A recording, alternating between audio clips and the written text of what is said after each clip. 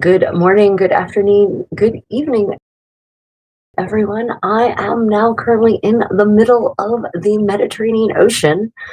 We are plying our way towards Crete, towards a very late arrival in Heraklion. And so I thought I would take this opportunity to do some medieval story time with you as we sail our way there. I'll just give you a quick look at what. Oh, right. There it is, blue Mediterranean.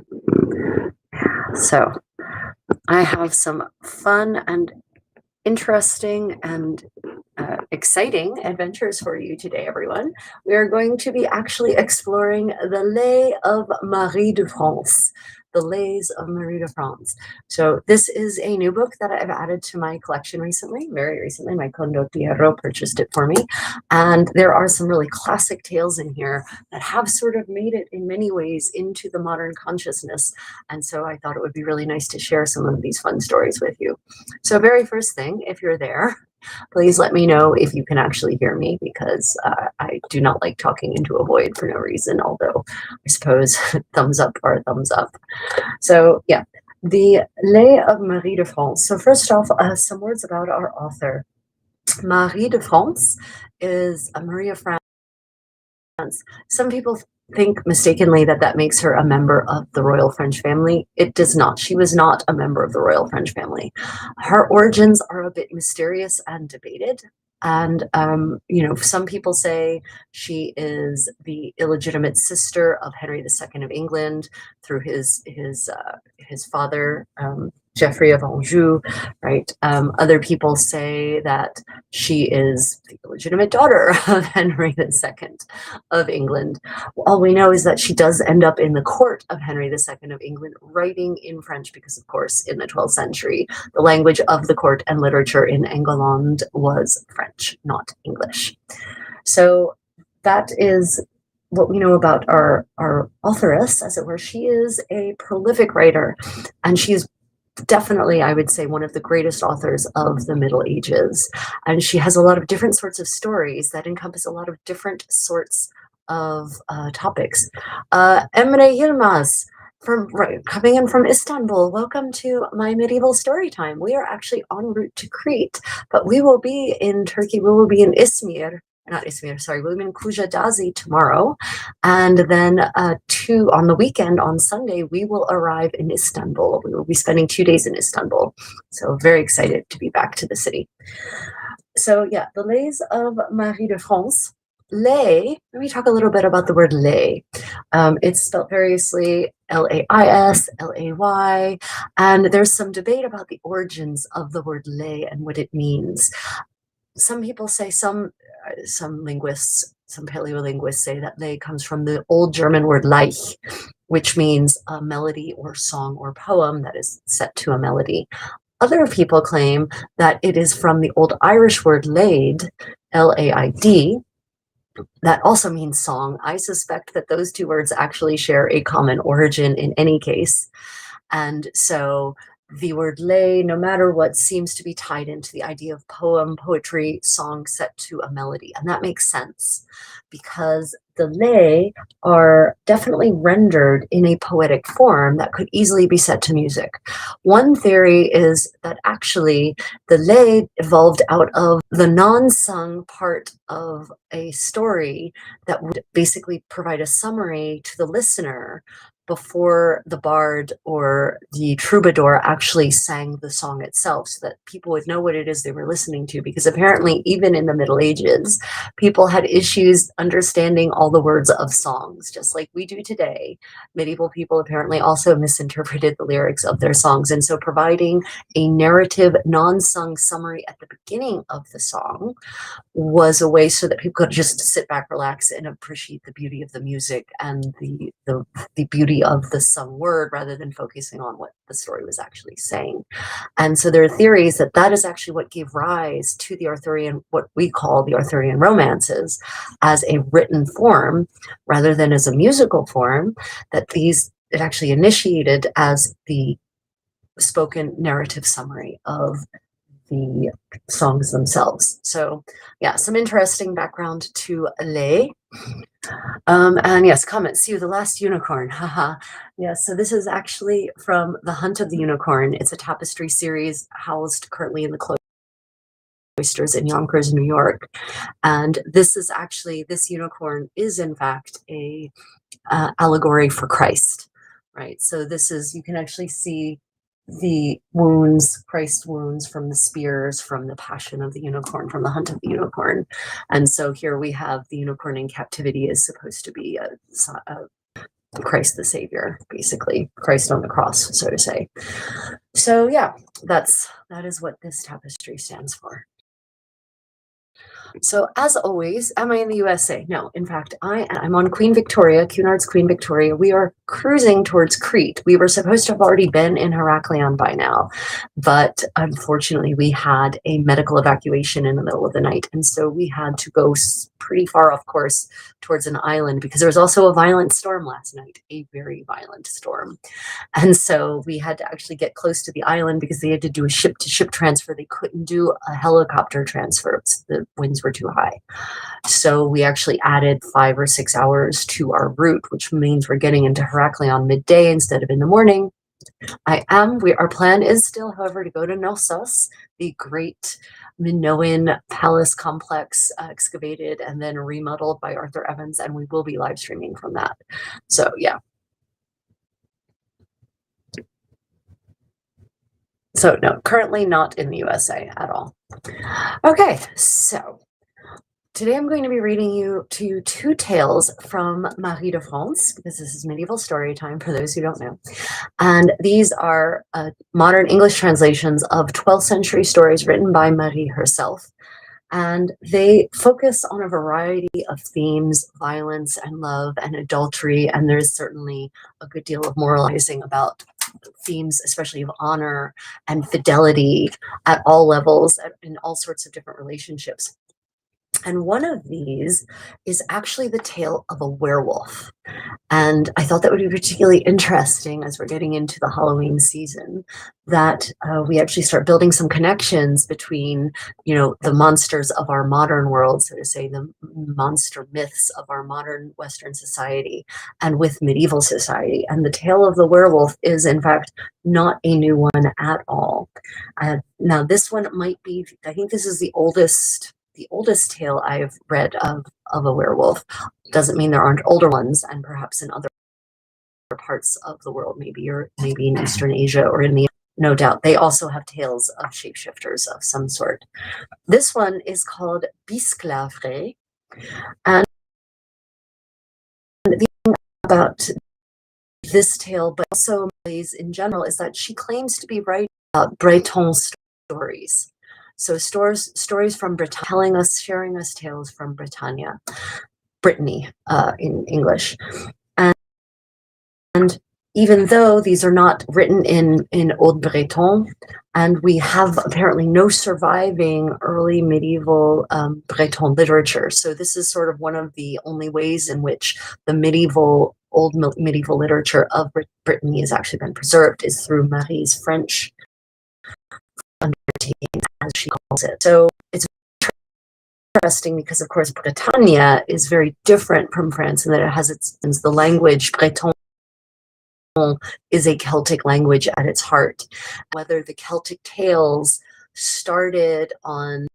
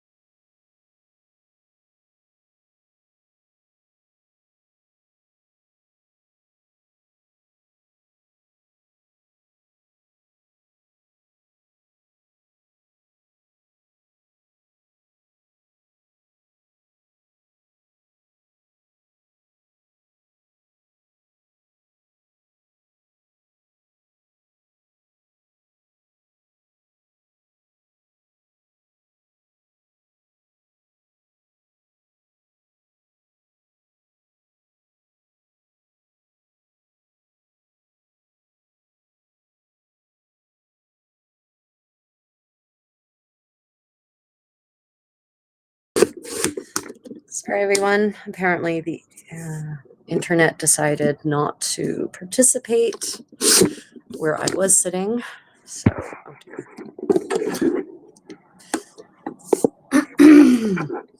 Setting back up, everyone. Sorry. Yeah, we're connected. Okay. Well, I'm going to, if we could turn off the overhead lights, please. Oh, goodness.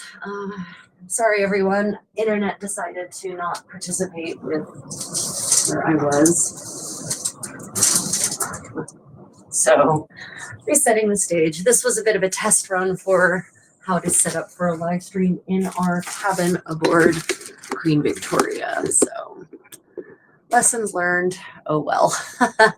Sorry about that, everyone.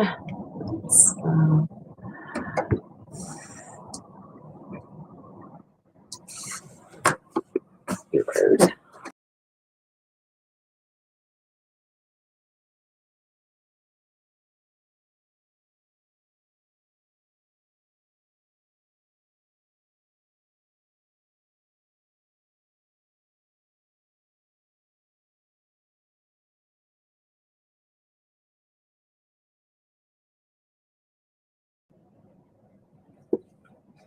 Okay, we're back. Apologies, everyone. Apparently, the internet decided it did not want to participate in the position where we were. So we're now in a different spot.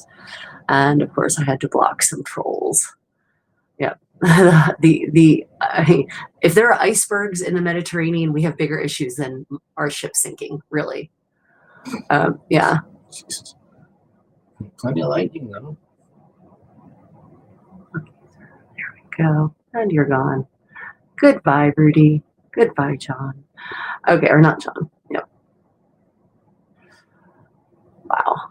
Is everything okay? Let's see.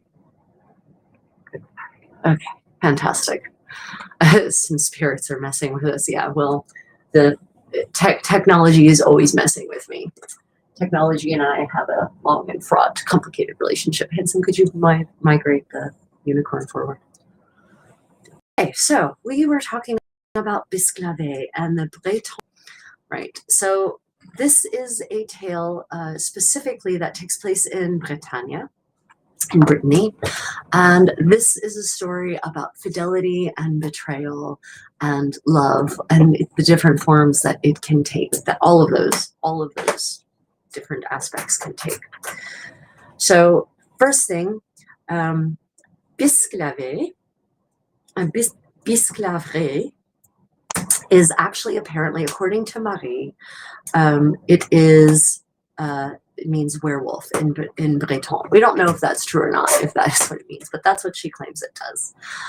So the format is going to be, we will do a complete read through, and then we will go through and break it down piece by piece. Now this is in modern English. I will not be reading to you from the 12th century French, although if I had the 12th century, I'll be honest, if I had the 12th century French text, I would absolutely read it to you in the 12th century French, but I don't. Unfortunately, this version of the book is not bilingual, which I object to because I definitely prefer bilingual versions of books, but there it is.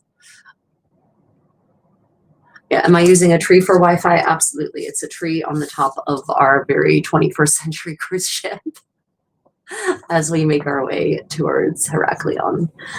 Right. Okay. So, Bisclavret by Marie de France.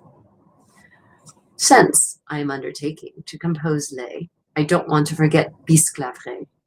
In Breton, the lay's name is Bisclavret. The Normans call it Garwolf, the werewolf. In the old days, people used to say, and it often actually happened, that some men turned into werewolves and lived in the woods. A werewolf is a savage beast. While his fury is on him, he eats men, does much harm, goes deep in the forest to live. But that's enough of this for now. I want to tell you about the Bisclavret. In Brittany, there lived a nobleman whom I've heard marvelously praised, a fine, handsome knight who behaved nobly. He was close to his lord and loved by all his neighbors. He had an estimable wife, one of lovely appearance. He loved her, and she him. But one thing was very vexing to her. During the week, he would be missing for 3 whole days, and she didn't know what happened to him or where he went. Nor did any of his men know anything about it. One day, he returned home, happy and delighted. She asked him about it. "My lord," she said, "and dear love, I'd very much like to ask you one thing, if I dare. But I'm afraid of your anger that nothing frightens me more." When he heard that, he embraced her, drew her to him, and kissed her. "My lady," he said, "go ahead and ask. There's nothing you could want to know that, if I knew the answer, I wouldn't tell you." "By God," she replied, "now I'm cured. My lord, on the days when you go away from me, I'm in such a state, so sad at heart, so afraid I'll lose you, that if I don't get quick relief, I could die of this very soon. Please, please, please tell me where you go, where you've been staying. I think you must have a lover, and if that's so, you're doing wrong." "My dear," he said, "have mercy on me, for God's sake. Harm will come to me if I tell you about this, because I'd lose your love, and even my very self." When the lady heard this, she did lightly. She kept asking him so much that he finally told her what happened to him. He did nothing.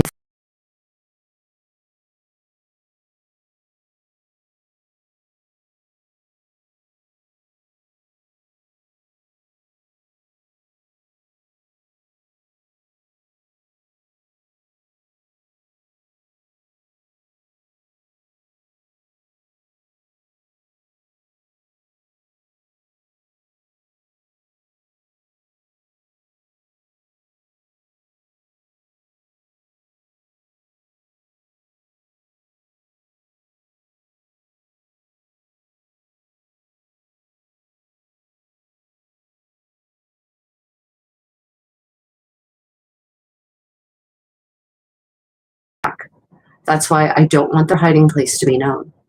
"My lord," the lady answered, "I love you more than all the world. You mustn't hide anything from me or fear me in any way." "That doesn't seem like love to me at all. What wrong have I done? For what sin of mine do you mistrust me about anything?" She harassed and bedeviled him so that he had no choice but to, eventually, tell her. "Woods, beside the road that I used to often meet with a stone hollowed out inside. I put my clothes there until I home."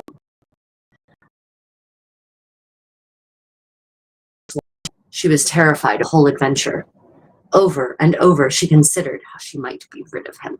She never wanted to sleep with him again. There was a knight of that region who begged for her love and had dedicated himself to serving her. She'd never loved him at all, or pledged her love to him, but now she sent a messenger for him and told him her intention. "My dear," she said, "cheer up. I shall now grant you without delay what you have suffered for.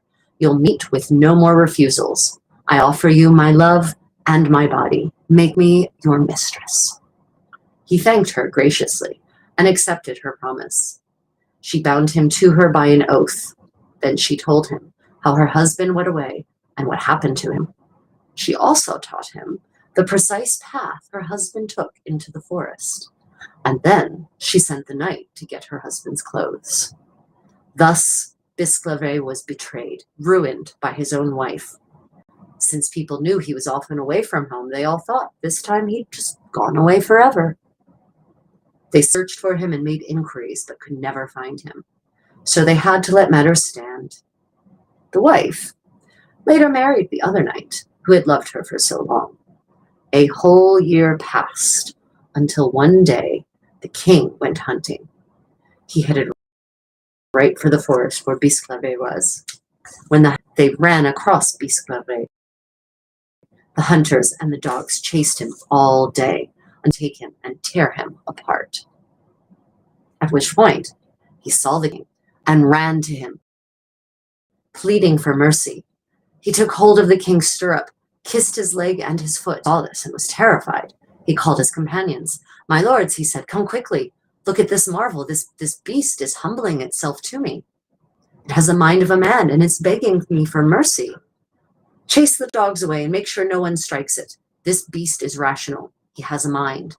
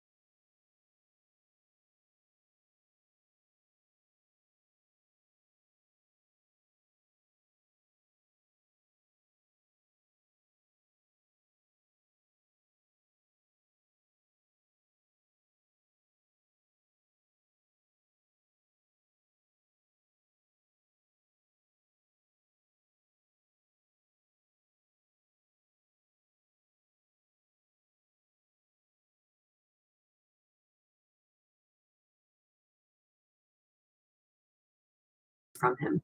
He always accompanied the king. The king became very much aware that the creature loved him. Now, listen to what happened next. The king held a court to help him celebrate his feast and to serve him as handsomely as possible. He summoned all the barons who held fiefs from him. Among the knights who went, and all dressed up in his best attire, was the one who had married Biscleve's wife. He neither knew nor suspected that he would find Biscleve so close by. As soon as he came to the palace, Biscleve saw him, ran toward him at full speed, sank his teeth into him, and started to drag him down. He would have done him great damage if the king hadn't called him off and threatened him with a stick. Twice that day, he tried to bite the knight. Everyone was extremely surprised, since the beast had never acted that way toward any other man he had ever seen. All over the palace, people said that he wouldn't act that way without a reason, that somehow or other the knight had mistreated Biscleve, and now he wanted his revenge. And so the matter rested until the feast was over, and until the barons took their leave of the king and started home. The very first to leave, to the best of my knowledge, was the knight whom Biscleve had attacked. It's no wonder the creature hated him. Not long afterward, as the story leads me to believe, the king, who was so wise and noble, went back to the forest where he had found Biscleve, and the creature went with him. That night, when he finished hunting, he sought lodging out in the countryside. The wife of Biscleve had heard about it, dressed herself elegantly, and went the next day to speak with the king, bringing rich presents for him. When Biscleve saw her coming, no one could hold him back. He ran toward her in a rage. Now listen to how well he avenged himself. He tore the nose off her face. What worse thing could he have done to her? Now men closed in on him from all sides. They were about to tear him apart when a wise man said to the king, "My lord, listen to me. This beast has stayed with you, and there's not one of us who hasn't watched him closely, hasn't traveled with him often. He's never touched anyone or shown any wickedness except to this woman. By the faith that I owe you, he has some grudge against her and against her husband as well. This is the wife of the knight whom you used to like so much and who's been missing for so long. We don't know what became of him. Why not put this woman to torture and see if she'll tell you why the beast hates her so? Make her tell what she knows. We've seen many strange things happen in Brittany." The king took his advice. He detained the knight. At the same time, he took the wife and subjected her to torture. Out of fear and pain, she told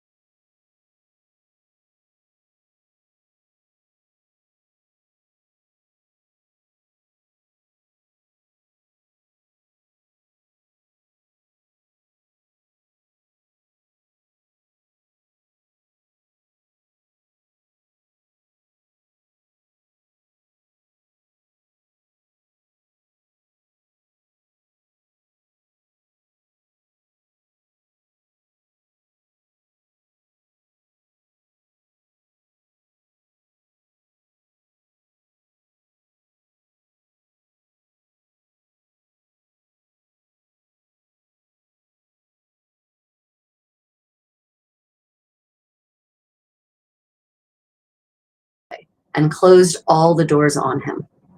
After a while, he went back, taking 2 barons with him. All 3 entered the king's chamber. On the king's royal bed, they found the knight asleep. The king ran to embrace him. He hugged and kissed him again and again. As soon as he had the chance, the king gave him back all his lands. He gave him more than I can tell. He banished the wife, chased her out of the country. She went into exile with the knight, with whom she had betrayed her lord. She had several children who were widely known for their appearance. Several women of the family were actually born without noses and lived out their lives noseless. The adventure that you have heard really happened, make no doubt about it. The Lay of Biscleret was made, and so it would be remembered forever. The end. So yeah, there's some very interesting themes that are addressed in this particular tale. And as I said earlier, it generally confronts the idea of love in various forms. Marital love, extramarital love, the love between a sovereign and his vassal, the love between a knight and the object of his affection. So there's different kinds of love and they're all treated differently. And it's very clear that the love that Biscleret has for his wife is not the same that she has for him. She has a very superficial sort of courtly love that doesn't really amount to any real deep affection. And in fact, at the slightest touch of, someone's knocking at our door actually, at the slightest sign of trouble, in this case, the revelation that Biscleret has a dark side. Class so that you will not forget my name, and whenever you need me, just press the silver button. Thank you. Unfortunately, so everyone, for whatever reason, I can't see the chat. So I apologize, but I literally have no access to the chat. So if you're making questions or comments, and if they're actually useful questions or comments or good ones, I can't actually see them. No, it's not. It's gone. When we lost signal, it didn't come back. Yeah. Okay, so carry on. So, you have to understand the idea of courtly love. Short on the stream. Yeah. The idea of courtly love is one in which, it actually precludes marital love according to the rules of love, the medieval rules of courtly love. A husband and wife can never love each other in a romantic sense. They may respect each other, they may even like each other, but they may not love each other. That is according to Andreas Capellanus. But we see here, according to Marie de France, she presents a much more nuanced understanding of love and even courtly love, who loves his wife so much that he does not wish to lose her by revealing his terrible dark nature to her. And then we have her love, which is completely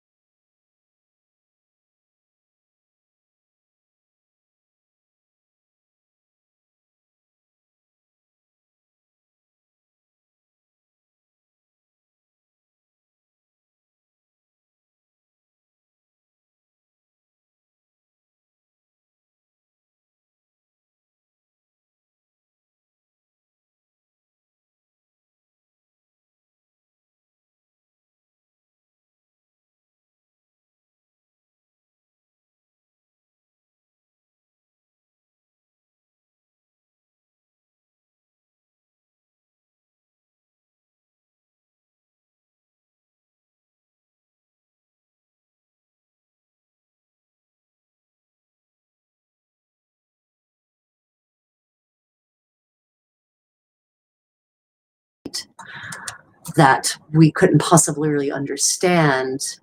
The internet is just not strong enough to handle this, unfortunately. Yeah, it keeps cutting out. Doing this when everyone is on board, accessing the Wi-Fi is probably not a good plan. Well,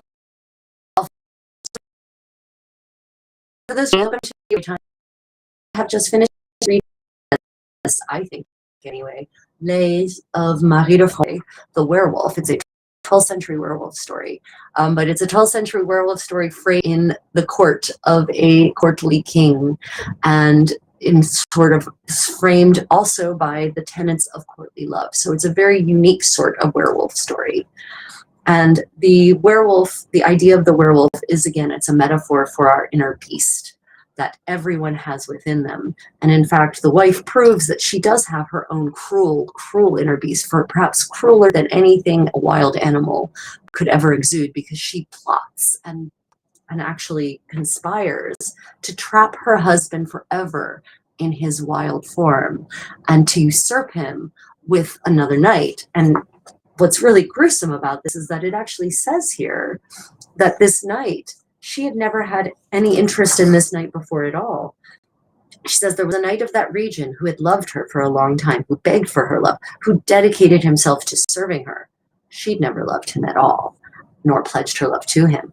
But now she sent a messenger for him and told him her intention. Right? So she uses this other knight, and she uses what is very probably real and genuine affection and at least infatuation of this other knight to rid herself of her bestial husband. So it's a twisted use of love, and it's a twisted form of love. So that is the part, that is the love of Bisclave for his wife that is completely betrayed, and her love is actually no love at all, and is based on the imagining she has of her husband rather than the real person he is. And I think we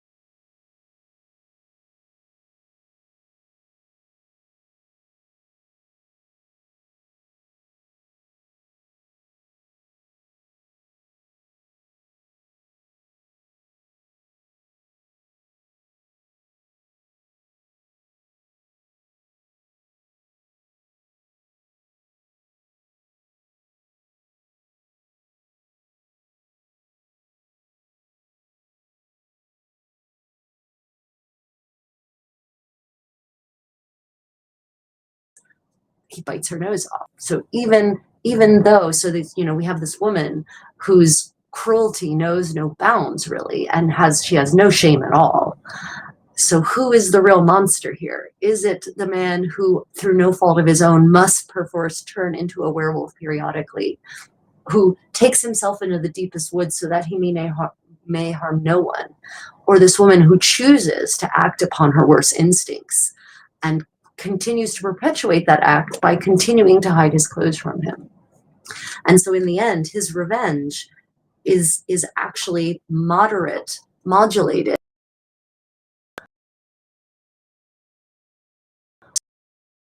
between who is a beast on the inside and a man who's a beast on the outside, but not within. It's a very interesting rendering of the tale, and I don't think we have discovered an origin state Marie de France's rendering, so know what she may have added in her recounting of her own idea about the psychology of love and betrayal and fidelity, or if this was always baked into the story the whole time.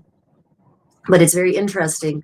The prologue is very, very interesting because it suggests that people in the 12th century, especially in Brittany and France, absolutely believed that werewolves were a very real thing. Because she says, in the old days, people used to say, and it often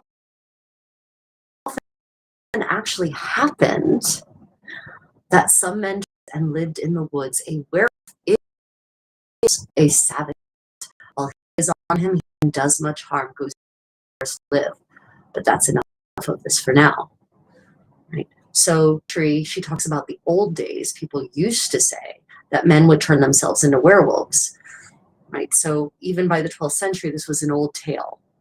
And so, in her mind, are there still werewolves? It's considering she uses all of these verbs in the present tense. I think so.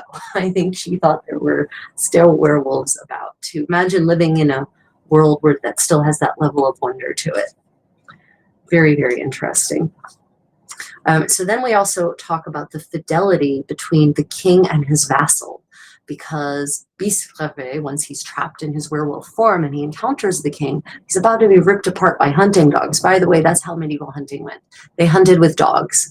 It wasn't a single man out there with a spear. It was a party of men on horseback and women, sometimes on horseback with dogs, and the dogs would actually chase down the prey, and sometimes they would bring it back, or depending if it was a beastly animal like a wolf, they would of course attack it to protect their master.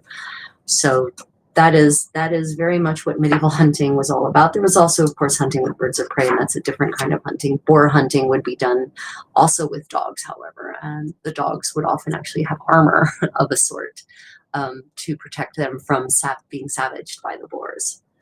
So here the king goes hunting, and they chase down the werewolf, and just at the point where poor Bisclave is about to be torn apart, the king recognizes the humanity in him, because Bisclave starts acting like a man, imploring, grabbing the king's stirrup, which, grabbing the king's stirrup, that is the way that you would beg mercy from a mounted king in the 12th century. And the king, being wise and humane, actually acknowledges the difference and doesn't just cast all wild beasts into one boat.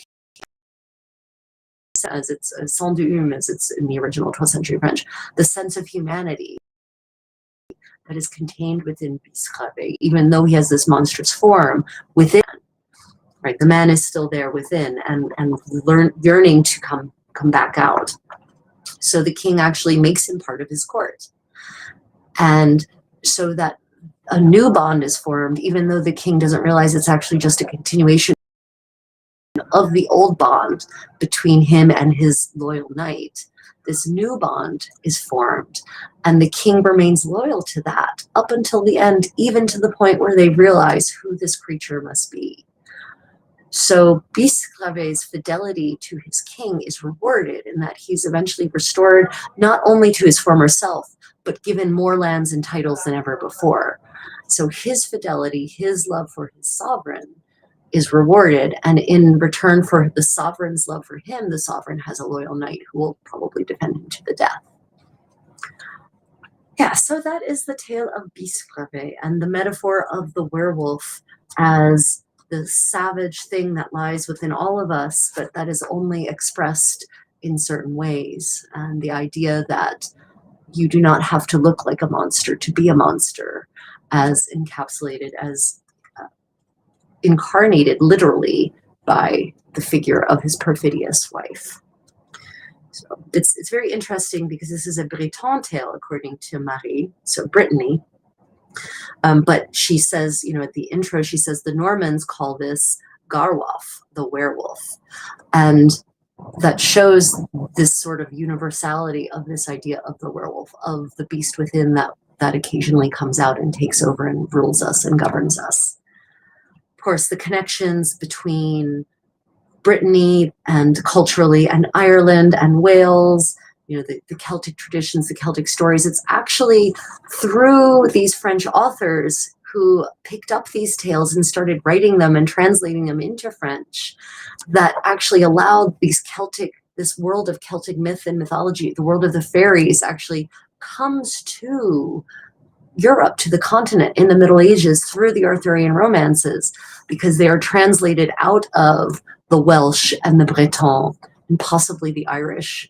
I say possibly because I'm not familiar with any that have survived actually in Old Irish, the Arthurian tales specifically.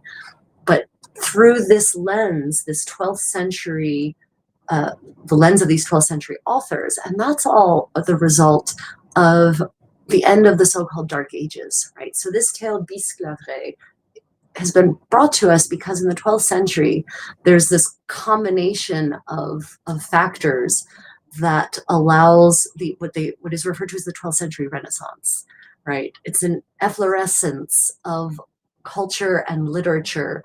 Fashion takes on a whole new level. We have, especially the French fashions with the fitted liot and the trains and the beautiful embroidery and the layers of silk.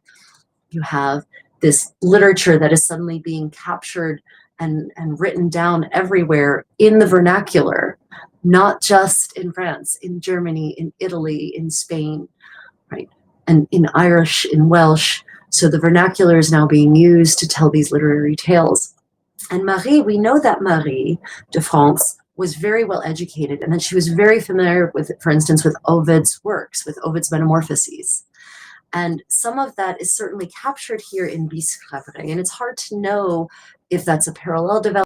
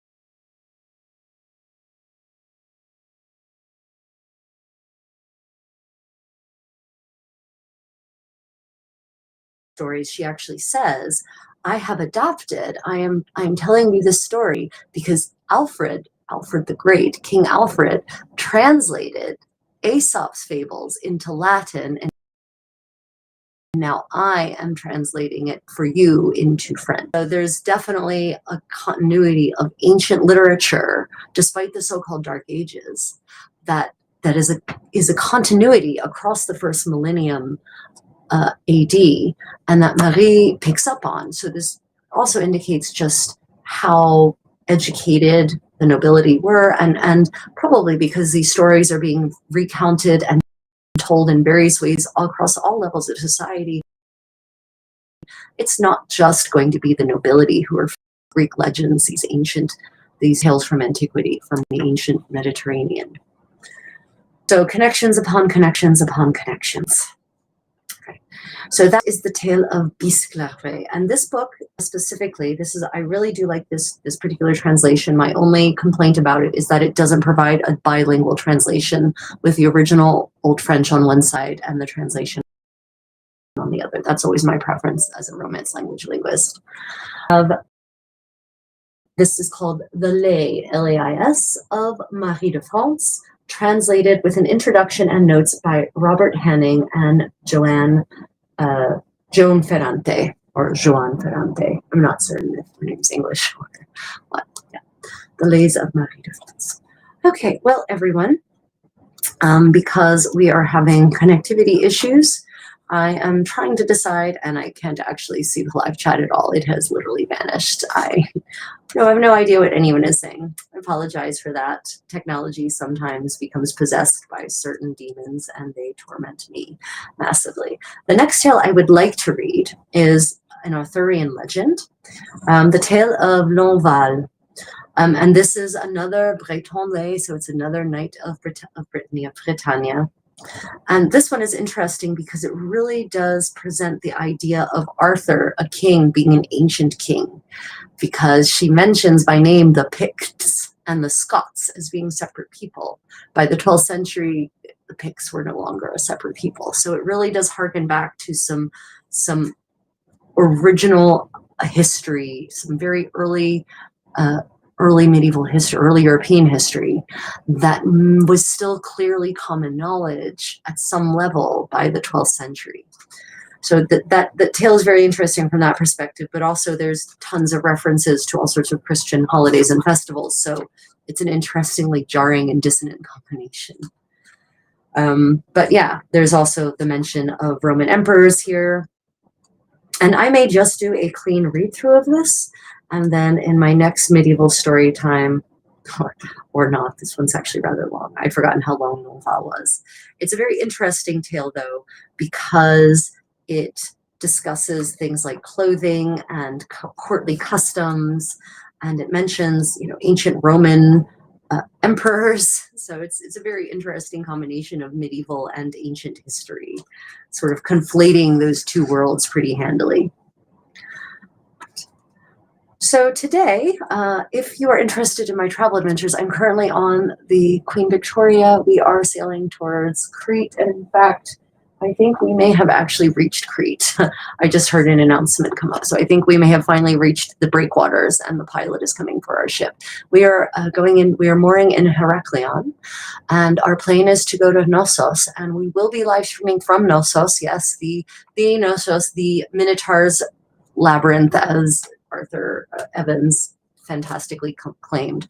But that live stream will probably be on my Travels with the Creative Contessa channels, not on my Creative Contessa, not on my Medieval Creative Stuff channel. So if you want to check out, witness with your eyes firsthand Sir Arthur Evans' amazing Minoan fantasy land, then stay tuned on Travels with the Creative Contessa. Check out that channel on YouTube and, of course, on Instagram, and also on Facebook and on TikTok.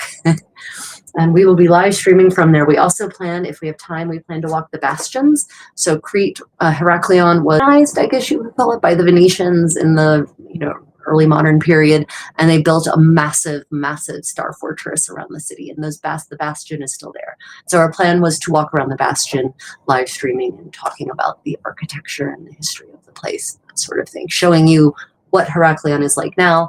It's not going to look very much like, actually, so the city part does look a lot like Heraklion does in the series Callus, but the historical parts don't look like Callus, because that's actually filmed in Spain, I think, if I recall correctly. Right, well, normally this is the point at which I would say, does anyone have any questions? But of course you don't, because well, you might, but unfortunately I cannot see the live chat. So if you had questions and I was not able to answer them because I was not able to see the live chat, then pop the questions in the comments under the video once the recording posts, and I will answer them if they're genuine questions. If they're cheeky and rudely cheeky and meanly cheeky, I will delete them and block you forever. So yeah, I have a sense of humor, but I will not tolerate any sort of violent harassment or poor behavior on the part of my community. So doing this, please like and subscribe, and if you're on YouTube, hit the notification bell, and make sure you click all notifications rather than whatever the algorithm thinks you want to be notified of. Otherwise, stay tuned. I will be actually trying, now that I kind of have a feeling for the connectivity, and now that jet lag is finally mostly over, I will be actually scheduling some medieval story live streams, like they'll actually appear on the schedule, and I will be scheduling some medieval sewing parties as well. So I hope to see you all there. Otherwise, until your adventures, be creative. Until later, everyone.